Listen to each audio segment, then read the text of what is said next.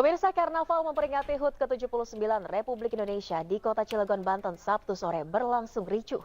Kericuhan diduga berawal dari suara ledakan petasan dari kendaraan hias tank tentara yang mengagetkan penonton.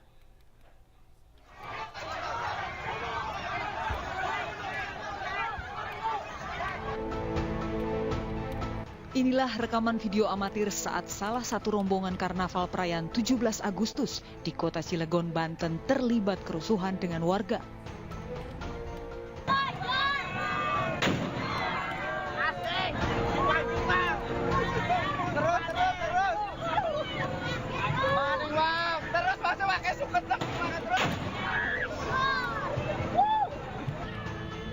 Kericuhan diduga berawal dari suara ledakan petasan dan kendaraan hias mirip tank tentara. Tak kuat mendengar kencangnya suara ledakan, sebagian penonton pun jatuh pingsan. Bukannya berhenti, petasan kembali diledakkan hingga akhirnya penonton memberhentikan secara paksa kendaraan tank tersebut. Tak terima diberhentikan, warga yang berada di atas tank kemudian turun dan terlibat adu mulut dengan warga hingga terjadi bentrokan. Mengucapkan permohonan maaf atas nama mewakili warga kepada Kang Camat Ciwandan atas insiden kesalahpahaman tadi, karena bagaimanapun dalam kegiatan ini tujuannya adalah bagaimana memeriahkan HUT RI yang ke-79. Atas insiden ini, Camat Jombang dan Camat Ciwandan meminta maaf kepada warga Kota Cilegon atas kerusuhan yang disebut dari euforia menyambut HUT ke-79 Republik Indonesia. Dari Cilegon, Banten, Iskandar Nasution, iNews melaporkan. Kita beralih ke informasi lainnya, pemirsa. Jessica Kumala Wongso, terpidana kasus pembunuhan Wayan Mirna Salihin, bebas bersyarat dari Lapas Pondok Bambu, Jakarta Timur setelah 8 tahun mendekam di penjara. Jessica Wongso kini berstatus wajib lapor hingga tahun 2032.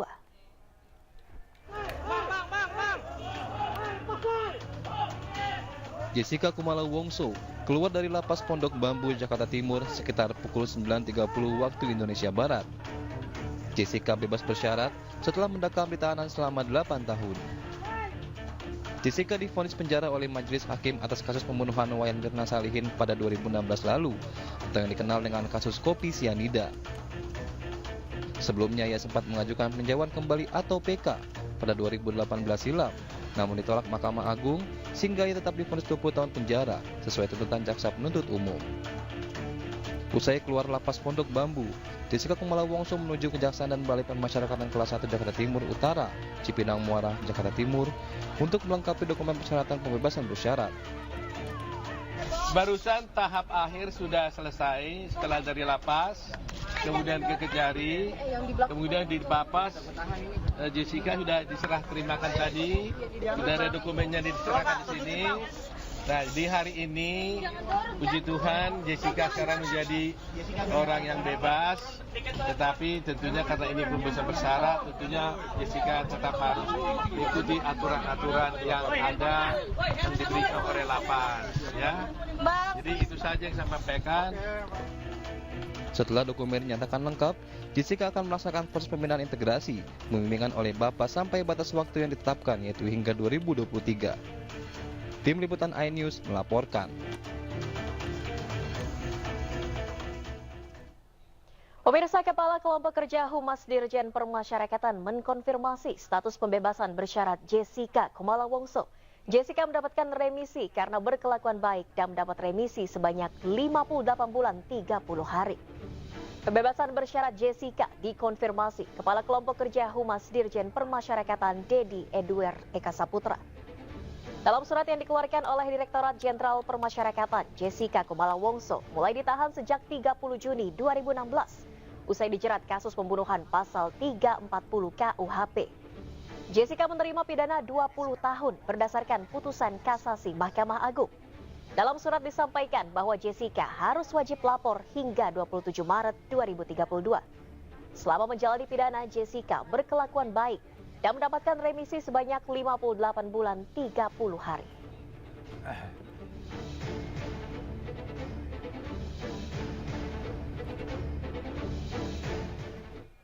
Usai bebas bersyarat, pemirsa, Jessica Kumala Wongso mengaku tidak punya rasa benci atau dendam terhadap siapapun. Jessica juga belum merencanakan apa yang akan ia lakukan usai bebas bersyarat.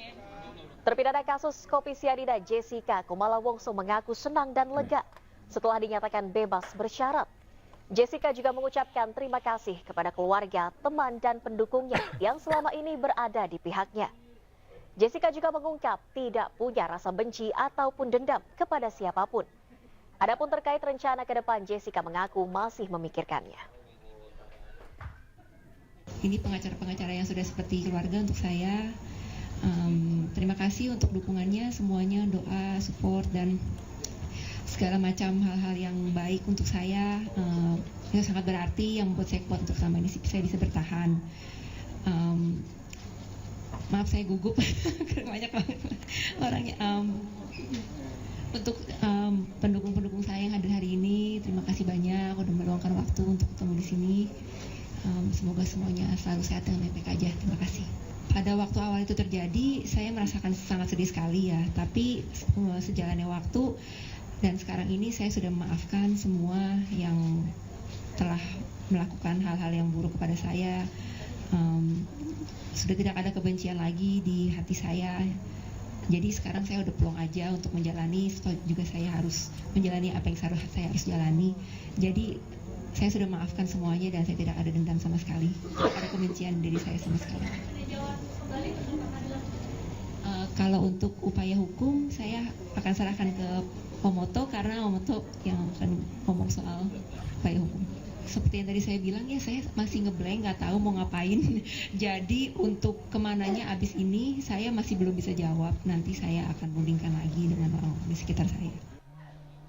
Ya, pemirsa, Jessica Kumala Wongso, terpidana kasus kopi sianida, resmi bebas bersyarat pada hari ini. Dan berikut ini kronologi kasus Jessica, terpidana kasus kopi sianida.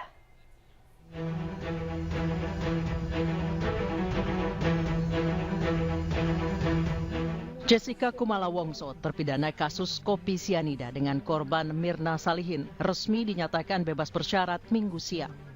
Meski sempat mengajukan peninjauan kembali atau PK, Jessica Wongso tetap dinyatakan bersalah dan divonis dengan hukuman penjara selama 20 tahun.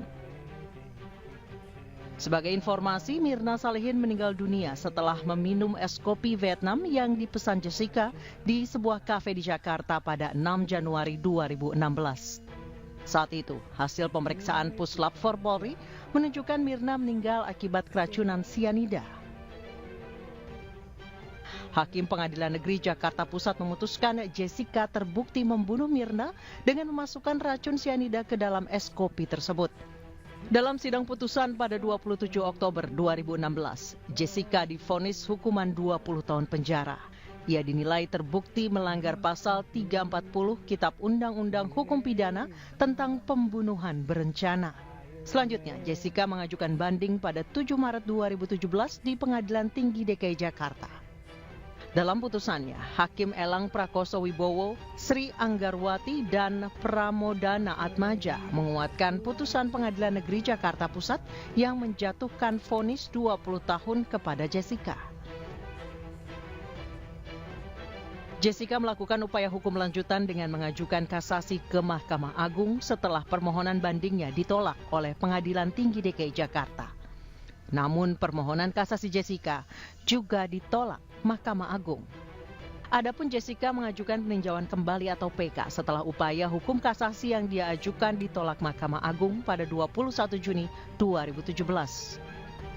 Saat itu, Artijo Alkosar bertindak sebagai ketua majelis hakim dalam sidang kasasi Jessica.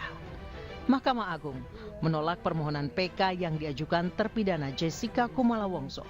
Perkara itu diketok palu pada 3 Desember 2018. Terima kasih Anda masih di iNewsroom, pemirsa. Terpidana kasus kopi sianida Jessica Kumala Wongso sempat menceritakan peristiwa yang merenggut nyawa sahabatnya Wayan Mirna Salihin pada 6 Januari 2016 lalu. Dan berikut kita simak kembali kesaksian Jessica secara eksklusif kepada iNews. Seperti yang saya tadi bilang, saya mengambil menunya Olivia dari website, lalu saya ada foto dan dikirim ke grup chat. Lalu saya bilang, karena saya datang duluan, minumnya saya pesenin dulu aja. Lalu saya mau mentraktir, tapi kan saya ngomongnya ke semuanya ya, tapi saya nggak enak lah kalau bilang, oh saya mau traktir Mina aja, tapi teman-teman saya yang lain juga saya mau traktir, kan ya nggak apa-apa, udah lama nggak ketemu juga. Lalu teman saya yang duanya itu nggak kasih komentar kalau mereka mau minum apa. Kalau si almarhumah Mirna langsung bilang kalau dia itu suka banget sama Vietnamese Ice Coffee-nya yang di Olivia. Itu respon itu atau gambar itu dikirimkan pada bulan Desember 2015 atau pada sesaat sebelum sampai di kafe di Grand Indonesia? Oh, tanggal 6 itu. Oh, tanggal 6. Iya, tanggal itu tanggal siangnya, 6 siangnya. Jam siang. Waktu saya makan siang gitu, sambil main. Jadi dia nggak mau pesan jus buah, tapi dia bilang Vietnamese Ice Coffee-nya dia suka banget. Jadi saya artinya Wayan Mirna Salihin itu sudah pernah datang ke Cafe Olivier sebelumnya dan mencoba kopi Vietnam dan almarhumah suka seperti itu. Iya, pada saat itu ya saya tidak tahu ya, saya tidak tanya. Tapi kalau dia bisa ngomong saya suka sama Vietnamese Ice Coffee-nya, ya berarti pasti dia udah pernah. Dan itu tercatat di conversation ya, di percakapan di grup chat itu ya? Iya, ada di print, sudah ada di pihak kepolisian. Lalu saya tanya, oh kalau gitu gue pesenin itu ya. Terus dia bilang, iya boleh juga sih, katanya begitu. Jadi ya itu inisiatifnya bukan dari saya. Saya nggak pernah minum Vietnamese Ice Coffee juga. Baik, jadi ketika kita merunut kembali kejadian tanggal 6 itu, Anda sampai duluan di Grand Indonesia, Anda memesan tempat, setelah itu apa yang Anda lakukan? Anda langsung duduk kah atau seperti apa? Oh tidak, saya keluar lagi karena kan janjinya jam 4-an ya. Jadi saya keluar lagi jalan-jalan di mallnya aja, kira-kira ada toko-toko apa yang saya bisa lihat-lihat. Lalu saya naik ke satu toko yang menjual barang yang saya kira-kira tahu kalau teman saya bakalan suka. Jadi saya beli hadiah souvenir lah buat mereka karena kemarinnya belum sempat beli di sini pas bawa ke sini. Ini hadiah khusus untuk Mirna atau tiga-tiganya? Untuk sama Hani juga? Sama Hani dan satu lagi yang mestinya datang, cuman nggak datang. Saya minta dibungkusin satu-satu, dipisahin kantongnya gitu kan. Terus habis itu saya turun balik lagi ke Olivia-nya, lalu Mbak yang melayani saya pertamanya sudah menyambut saya dengan pintu. Lalu saya membuntuti dia saja. Diarahkan menuju meja. Mejanya kan meja depannya kan di luar sekali, terus kan ada temboknya gitu, terus ada barnya, terus ada indoor area, terus ada outdoor area. Nah saya ditempatinnya di outdoor area yang nggak kelihatan sama sekali dari depan. Lalu ya udah, saya pas ditunjukin mejanya itu ya saya duduk. Terus saya kabarin ke mereka, gue udah sampai nih gitu, udah di sini gitu. Nah terus saya melihat menu-menunya, di mejanya ada satu pajangan dan ada kayak slipnya gitu bilang kalau koktail lagi 2 for 1, itu lagi happy hour atau apa. Promo. Iya, beli satu gratis satu gitu kan. Jadi saya pikir ya boleh juga gitu. Saya pesan satu buat saya, tapi karena teman yang duanya lagi nggak respon, terus yang satu yang mestinya datang itu bilang dia datangnya jam 6.30, jadi lama sekali. Jadi saya pesenin buat saya sama si Hani dulu deh. Terus kan si Mina kan saya udah tahu mau pesan apa. Jadi saya pilih iseng-iseng. Yang satu emang saya suka yang buat saya sendiri ya. Tapi yang lainnya saya cuma pilih yang kelihatannya enak aja. Lalu jadi Anda pesan ketika itu adalah koktail plus 2 koktail dan satu Vietnam coffee. Lalu saya tanya sama servernya yang lewat kalau pesannya boleh di barnya nggak. Soalnya kan kalau di sana biasanya begitu, pesannya di barnya langsung bayar. Tujuan langsung bayar apa, Jessica? Karena si Mirna itu orangnya kan sangat generous banget. Dia 2 kali bayarin saya. Waktu di Sydney juga dia bayarin saya. Jadi kalau misalnya saya tunggu dia sampai makanannya semua pada datang, dia pasti belakangannya tuh udah nggak mungkin. Tapi waktu itu pertama kali Anda pesan kan hanya minuman saja, belum ada makanan kan? Belum. Jadi saya mau traktir minuman dulu, terus saya beli kado gitu loh. Ntar kan belakangannya kan ya hitungan lagi kan soal makanan. Tapi kalau minumannya saya mau beliin dulu. Itu keputusan saya pribadi, nggak ada hubungan sama yang nggak ada hubungan apa-apa. Ketika Anda menanyakan hal itu kepada pelayannya, bisa dibayar terlebih dahulu atau tidak, yang terjadi berikutnya apa? Masnya bilang bisa, terus saya bilang oh ya saya mau traktir teman-teman saya. Oh ya udah nggak apa-apa. Jadi bilnya dikeluarkan, terus saya pergi ke kasir, saya bayar. Anda pergi ke kasir, posisi minuman masih sudah ada di meja atau belum? Oh belum, minumannya masih lama. Oh jadi baru dipesan? Baru dipesan, lalu saya bilang sama masnya saya mau bayar dulu.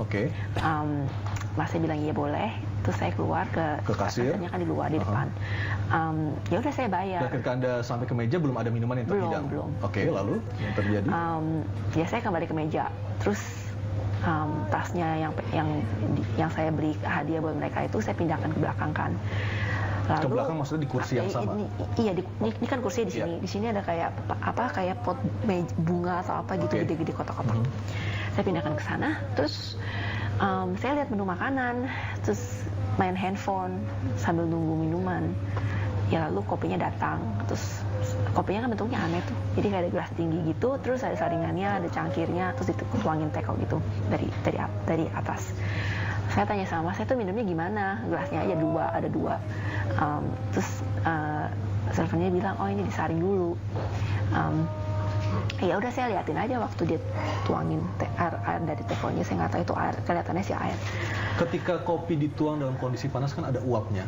Apakah dari uap itu Jessica sudah mencium ada yang tidak lazim dari bau yang seharusnya dikeluarkan oleh aroma kopi?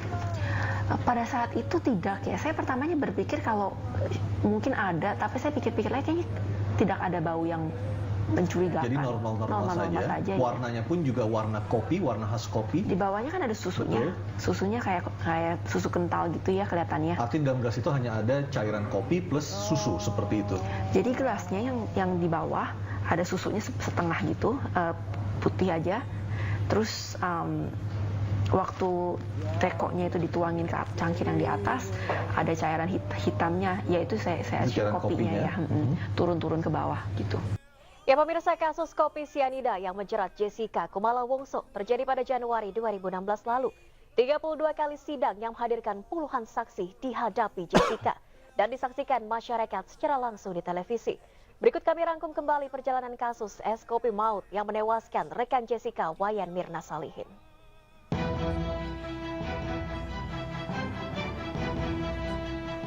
6 Januari 2016, Jessica Kumala Wongso bertemu dengan dua temannya, Wayan Mirna Salihin dan Hani, di sebuah kafe di dalam mal kawasan Jakarta Pusat. Dalam pertemuan ini, tiba-tiba Mirna tewas saat meminum es kopi Vietnam. Dari hasil autopsi, lambung Mirna rusak akibat zat korosif yang masuk ke tubuhnya, yaitu racun sianida. Usai memeriksa Jessica dan sejumlah saksi, polisi melakukan gelar perkara dan menetapkan Jessica sebagai tersangka.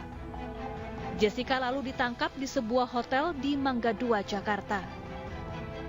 Jessica dan kuasa hukumnya mengajukan pra-peradilan. Namun Hakim Pengadilan Negeri Jakarta Pusat menolak pra-peradilan Jessica. 26 Mei 2016, Kejaksaan menyatakan berkas pemeriksaan Jessica lengkap. Jessica pun siap untuk disidang. 27 Mei 2016, Jessica ditahan di Rutan Pondok Bambu, Jakarta Timur. Jessica lalu menjalani 32 kali sidang di Pengadilan Negeri Jakarta Pusat. Puluhan saksi dan ahli pun dihadirkan. Mata publik tertuju pada jalannya sidang yang disiarkan secara langsung di televisi. 27 Oktober 2016, Hakim menyatakan Jessica terbukti bersalah membunuh Mirna. Hakim menyebut Jessica sakit hati dan menyimpan dendam terhadap Mirna. Jessica dihukum 20 tahun penjara. Tak berhenti sampai di situ, merasa tidak bersalah, Jessica dan kuasa hukumnya mengajukan banding, kasasi, hingga peninjauan kembali. Namun seluruhnya ditolak. Pemirsa, pengacara Jessica Kumala Wongso, Otto Hasibuan, menjelaskan Jessica bisa bebas bersyarat dan mendapat banyak remisi, membuktikan bahwa Jessica orang baik. Otto juga menjelaskan rencana Jessica ke depan termasuk mengajukan peninjauan kembali atau PK. Ini kan membuktikan bahwa sebenarnya Jessica itu orang baik, gitu. Terbukti kita tidak berupaya apa-apa loh, tapi kenyataannya bahwa secara volunteer dia mendapatkan remisi dan bisa keluar lebih awal gitu. Apa yang akan dilakukan Jessica selanjutnya setelah bebas, Pak Otto? Waktu saya tadi berbincang dengan dia waktu di mobil, terus terang aja dia masih bingung-bingung juga sebenarnya.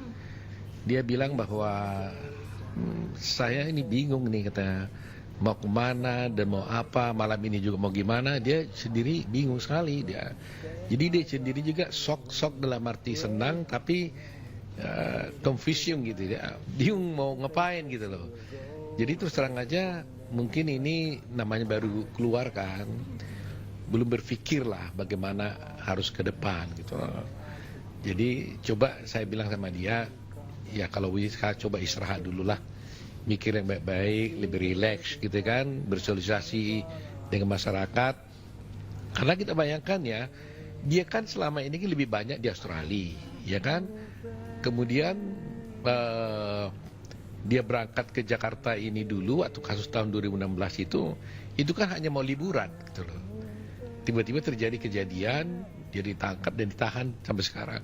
Sehingga yang dia tahu itu sementara itu hanya bagian Sunter dan Kelapa Gading, itu aja yang dia tahu. Karena dia tinggal di sana. Namun kasusnya masih menjadi pro dan kontra, masih dinyatakan tidak bersalah pembunuhan Wayan Mirna Salihin.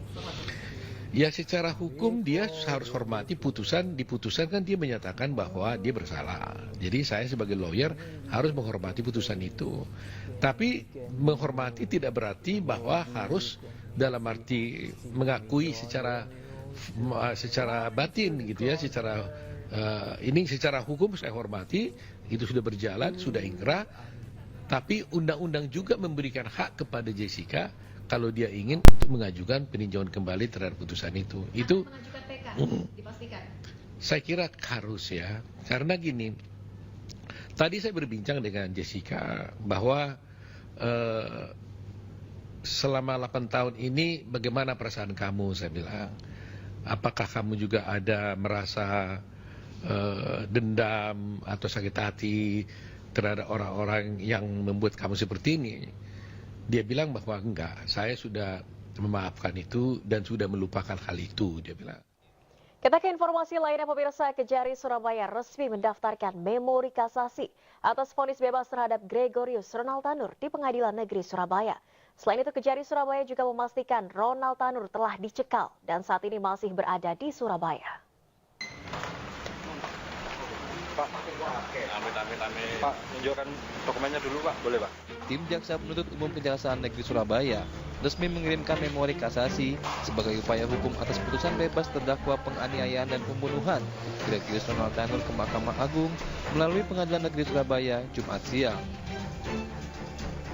Memori kasasi ini dikirimkan di hari ke-12 pasca pernyataan resmi kasasi didaftarkan Jaksa Penuntut Umum. Memori kasasi yang dikirimkan terdiri dari 5 jilid dokumen serta sejumlah CD yang berisi data atau bukti tambahan dalam perkara anak anggota DPR RI tersebut.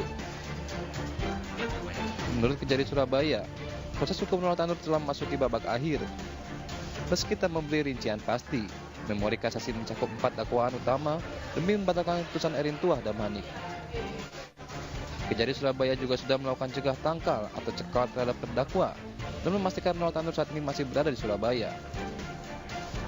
Hari ini Jaksa Surabaya yaitu Jaksa Penuntut Umum telah menyerahkan memori kasasi tadi tetapi setelah Jumat dan diterima langsung oleh Panitia Pidana. Pak, untuk cekal sendiri apakah sudah diajukan oleh Kejaksaan? Cekal kami sudah ajukan secara bijak dan dari Kejaksaan Agung kita lakukan cekal. Sebelumnya, Majelis Hakim Pengadilan Negeri Surabaya yang diketuai Erin Tuah Damanik memvonis bebas Ronald Tanur dari dakwaan penganiayaan dan pembunuhan kekasihnya, Dini Sera Afrianti. Dalam perkara tersebut, jaksa menuntut pidana 12 tahun penjara dan ganti rugi kepada keluarga atau ahli waris korban sebesar Rp263 juta. Namun justru diputus bebas dalam persidangan. Dari Surabaya, Jawa Timur, Hari Tambayong, iNews melaporkan. Anda kembali di iNews, pemirsa. Muhaimin Iskandar mengumumkan bahwa Partai Kebangkitan Bangsa atau PKB resmi berkoalisi dengan Partai Gerindra. Menurutnya, kesamaan ideologi kedua partai menjadi alasan berkoalisi.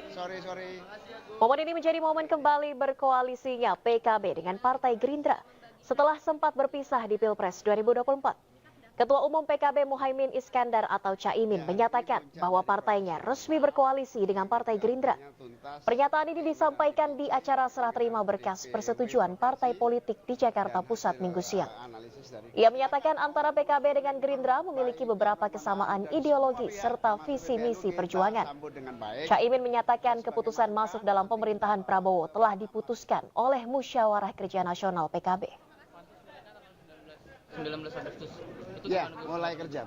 Ya, PKB sudah melakukan pembicaraan intensif dari sejak keputusan MK dan keputusan KPU hasil Pilpres. Jadi Pak Prabowo juga pernah datang ke kantor PKB dan kita bersepakat akan memantapkan perjalanan koalisi di pemerintahan yang akan datang. Bagi PKB kewajiban moral mensukseskan Pak Prabowo dan menjadi bagian dari koalisi Pak Prabowo. Apa sih yang menjadi tertarik dari akhirnya mau koalisi dengan Gerindra juga? Tadi ada yang disampaikan ada kesamaan. Iya, banyak sekali kesamaan kerakyatan, populisme, kemudian kesamaan visi perjuangan. Dan ini sudah diputuskan di Musyawarah Kerja Nasional yang lalu bahwa PKB akan berkoalisi. Pemirsa, press conference rencana Rapimnas dan Munas ke-11 Partai Golkar 2024 digelar di DPP Golkar pada hari ini. Partai Golkar akan menggelar musyawarah nasional yang memungkinkan peluang diubahnya anggaran dasar, anggaran rumah tangga partai disesuaikan dengan keinginan para peserta Munas. Rapimnas dan Munas Golkar akan dibuka pada 20 Agustus 2024, di mana dalam Munas juga akan ditentukan Ketua Umum Partai Golkar definitif.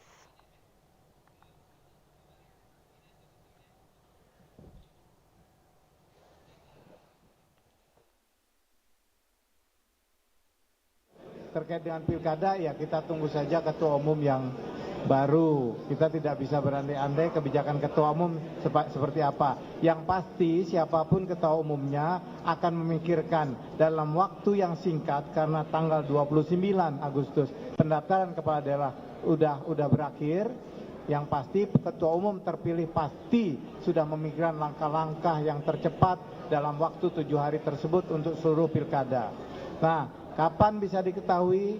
Tanggal 21, insya Allah jam 13 atau 13.30, Partai Golkar sudah mempunyai ketua umum baru. Pemirsa, Ketua Umum Partai Perindo Angela Tanusudibio menghadiri acara silaturahmi bersama calon Gubernur DKI Jakarta Ridwan Kamil di kantor DPP Partai Perindo Jakarta. Hari ini Ketua Umum Partai Perindo Angela Tanusudibio menghadiri acara silaturahmi bersama calon Gubernur DKI Jakarta Ridwan Kamil di kantor DPP Partai Perindo di Menteng, Jakarta Pusat. Angela hadir di kantor DPP Perindo pukul 16.40 waktu Indonesia Barat dan menyapa awak media yang menunggu. Pertemuan ini sebagai bentuk silaturahmi sekaligus pemberian rekomendasi dari Perindo terhadap Ridwan Kamil di Pilgub Jakarta. Ridwan Kamil juga telah diusung oleh Koalisi Indonesia Maju untuk Pilgub Jakarta 2024.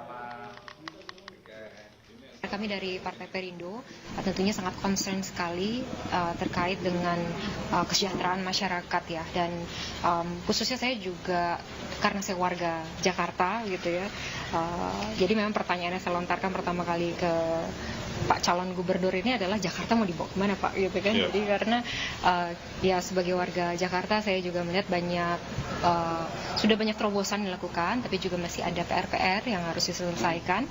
Jadi tadi senang sekali mendengar salah satu terobosannya adalah social housing. Menurut saya ini adalah ide yang bagus dan brilian, sehingga masyarakat khususnya generasi muda yang juga menengah dan ke bawah ini bisa mengakses tempat tinggal yang layak, yang terjangkau, yang lokasinya juga tetap di dalam mungkin dekat dengan tempat kerja ya, sehingga juga mengurangi, tadi disampaikan Pak Gub, mengurangi polusi juga. Mungkin itu. Sekarang kita fokus ke rasa terima kasih kami terkait rekomendasi, karena urutannya itu kan rekomendasi, pengusungan, pendaftaran, ada kontestasi, ada kerja.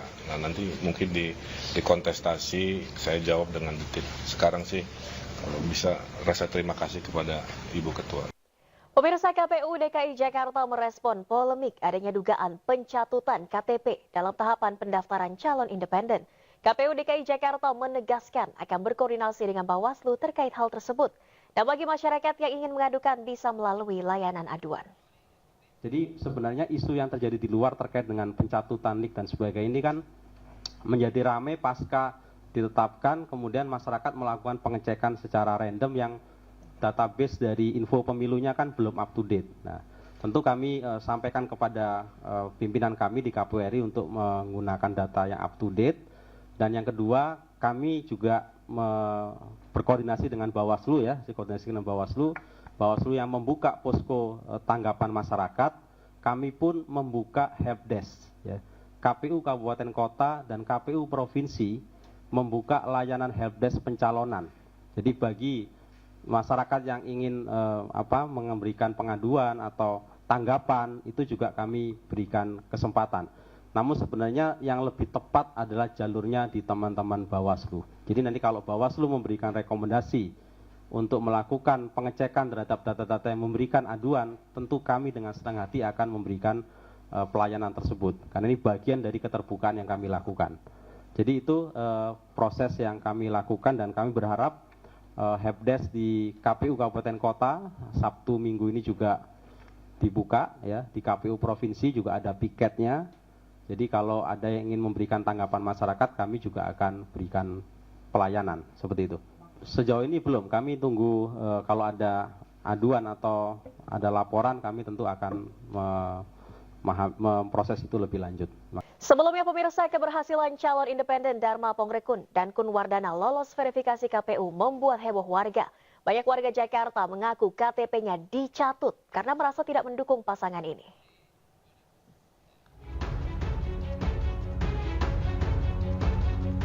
Pasangan Dharma Pongrekun dan Kun Wardana dipastikan akan bertarung melawan Ridwan Kamil di Pilgub Jakarta. Keduanya telah memenuhi syarat untuk maju sebagai calon independen. Seluruh berkas dukungan dianggap memenuhi syarat, yaitu sekitar 677.000 dukungan dari masyarakat. Keduanya akan ditetapkan pada 19 Agustus nanti dan diminta mendaftar pada 25 Agustus 2024. Tinggal mendaftar di tanggal 27 sampai 29, nanti satu tahap lagi tanggal 19 kami akan umumkan penetapan pemenuhan syarat dukungan untuk calon perseorangan. Seperti itu. Majunya pasangan independen ini sempat memunculkan isu pasangan boneka. Tudingan ini langsung dibantah keduanya. Mereka pastikan proses pencalonannya telah melalui prosedur. Kami bukanlah by design, kami bukanlah settingan, tidak. Kalau kami pun tidak pernah tahu apa yang akan terjadi di depan. Jadi dari awal Februari kami mulai bekerja dan mulai Mei kami mendaftarkan diri sampai detik ini kami betul-betul berjalan bersama rakyat dan tidak ada siapapun di belakang kami. Dengan lolosnya kedua calon ini, dipastikan Pilkada Jakarta tidak hanya satu calon. Skenario kotak kosong pun kemungkinan besar tidak akan terjadi. Dari Jakarta, Rian Rahman, Jaka Samsa, iNews melaporkan.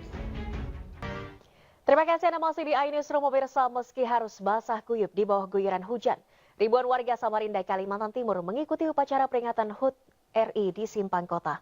Bendera merah putih dikibarkan menggunakan tangga mobil pemadam kebakaran setinggi 25 meter.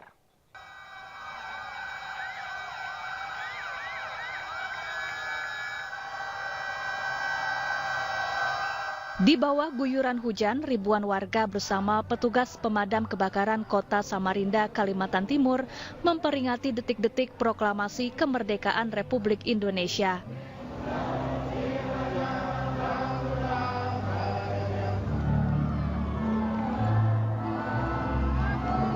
Mereka mengibarkan bendera merah putih, membunyikan sirine, hingga membakar flare atau kembang api. Suasana ini tetap meriah meski diguyur hujan.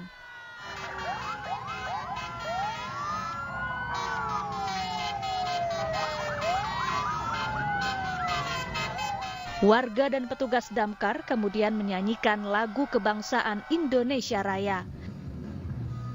Kegiatan ini menjadi menarik karena pertama kali dilakukan di Samarinda. Warga pun antusias dan rela berhenti sejenak di Simpang Kota untuk mengikuti upacara. Usai upacara, petugas dan relawan bahu-membahu mengatur lalu lintas agar tidak terjadi kemacetan. Teman-teman dari Disdamper Kota Samarinda bisa menunjukkan eksistensi bersama relawan dan warga Kota Samarinda dalam memperingati hari ini. Dan situasi hujan pada siang hari ini tidak menyurutkan semangat untuk mengikuti kegiatan. Kami juga mengucapkan terima kasih kepada semua pihak, termasuk Satlantas Polresta Samarinda yang sudah membackup untuk arus lalu lintasnya. Ya, ini kita lakukan setiap tahun, cuman temanya mungkin nanti berbeda-beda. Untuk kali ini pakai mobil tangga menaikkan benderanya. Dari Samarinda, Kalimantan Timur, Ardi Wirya, iNews melaporkan. Pemirsa, ribuan warga Panjalu, Ciamis, Jawa Barat melaksanakan upacara Hari Kemerdekaan ke-79 tahun Republik Indonesia di Danau Lengkong Panjalu yang menjadi ikon pariwisata religi di Kabupaten Ciamis. Usai upacara, warga membentangkan bendera merah putih berukuran raksasa di atas permukaan air danau.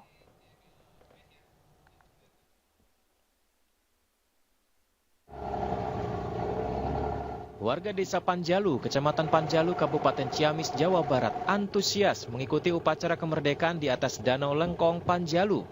Warga mengikuti upacara menggunakan puluhan perahu. Sangsaka merah putih dikibarkan oleh petugas pengibar bendera di atas danau dan disaksikan warga lain yang berada di tepi danau. Yang menarik dari upacara ini, setelah upacara berlangsung, bendera raksasa berukuran 25 x 35 meter dibentangkan di atas permukaan danau sebagai rasa cinta warga Ciamis terhadap bangsa Indonesia. Selain menggelar upacara di atas danau, warga juga memasang sebanyak 2024 bendera merah putih di sekeliling danau. Insya Allah sekeliling situ Lengkong kurang lebih 7,3 kilo itu ada tersebar 2024 bendera.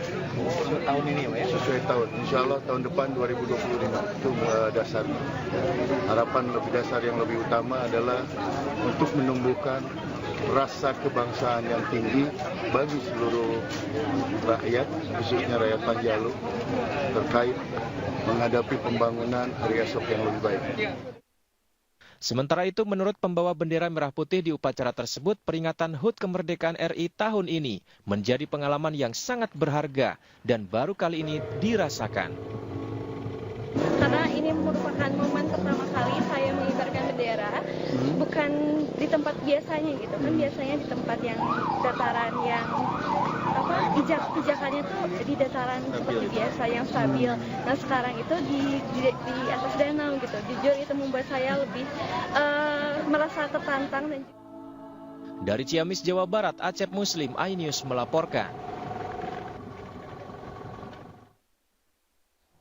Selain merayakan Hari Kemerdekaan Republik Indonesia ke-79 tahun, pemirsa, sejumlah pasangan suami istri di Jombang, Jawa Timur melahirkan bayi mereka tepat di tanggal 17 Agustus. Bahkan salah satunya melahirkan bayi kembar.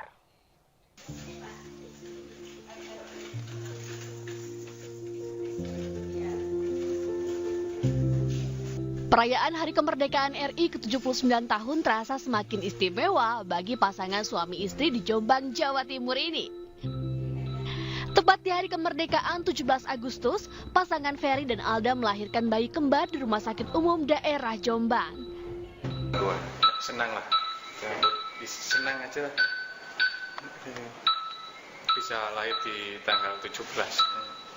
Cewek, cowok semua. Sudah dipersiapkan sebelumnya atau bagaimana? Belum, nggak tahu kalau lahir tanggal 17 ini. Selain Ferry dan Alda, ada pasangan suami istri lain yang melahirkan bayi mereka tepat di Hari Kemerdekaan Republik Indonesia. Direktur RSUD Jombang mengatakan ada total 6 bayi yang lahir pada tanggal 17 Agustus di rumah sakit mereka.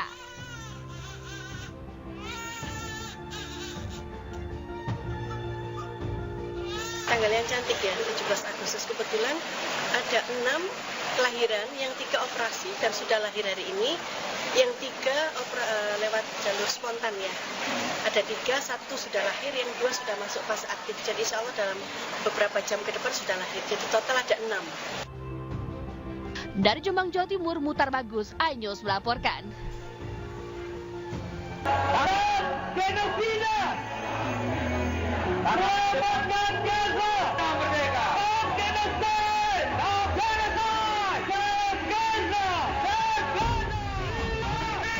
Aliansi Rakyat Indonesia Bela Palestina (ARI-BP) kembali menggelar aksi damai bertema konstitusi anti penjajahan yang digelar di Silang Monas Patung Kuda pagi ini.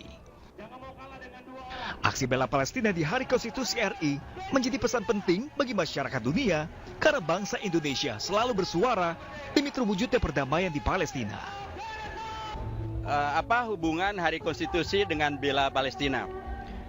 Kami Aliansi Rakyat Indonesia Bela Palestina sangat concern terhadap Konstitusi Indonesia dan sikap Indonesia, dan dalam Konstitusi Indonesia tegas dinyatakan di alinea pertama maupun alinea keempatnya sikap menolak segala bentuk penjajahan dan mendukung segala bentuk kemerdekaan, dan aktifnya Indonesia untuk menghadirkan perdamaian abadi dengan salah satu diantaranya tentu adalah menghilangkan ketidakdamaian, yaitu penjajahan itu sendiri. Momentum politik yang sangat penting bagi bangsa dan rakyat Indonesia ini pada hari ini kita wujudkan dalam rangka pembelaan terhadap saudara-saudara kita di Palestina yang sampai hari ini kita saksikan masih digenosida, masih dihancurkan oleh Israel.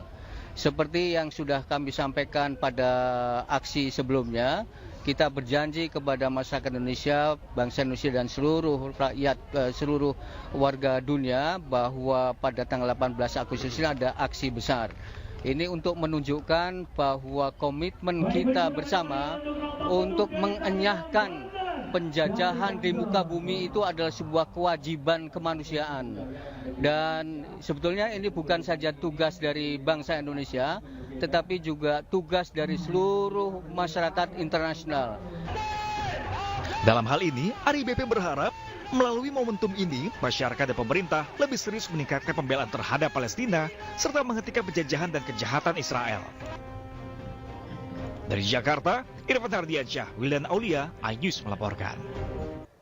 Pemirsa, Wakil Menteri Luar Negeri Iran Muhammad Hassan Sheikhul Islami mengaku penyelidikan atas tewasnya pemimpin tinggi Hamas Ismail Haniyeh saat ini masih berlangsung. Ia tidak menampik dugaan adanya penyusupan agen intelijen Israel ke Iran saat pembunuhan Haniyeh terjadi. Nah, pemirsa, informasi yang akan hadir ini sekaligus menutup jumpa kita di iNewsroom hari ini. Sesaat lagi Anda bisa menyaksikan program iNews Malam bersama rekan saya, Baby Kristami. Saya Nadia Valeri beserta kerabat kerja yang bertugas pamit undur diri. Terima kasih, selamat malam dan sampai jumpa.